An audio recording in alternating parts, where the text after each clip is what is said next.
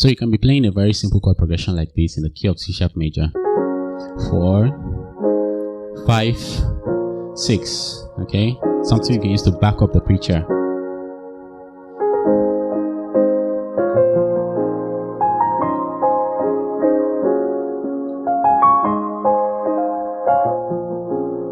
Okay, well, I want to show you something you can do, a quartile movement you can use to lead back into the progression.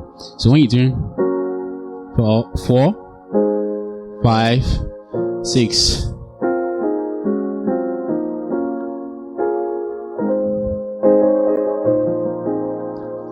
you heard what I played, okay? I did. You understand? Let me take it slowly.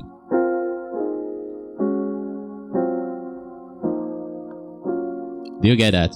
Okay, so it's just as simple as 4, 5, 6. So your timing is paramount here. You have to prioritize it because you want to lead back into that 4, 5, and 6.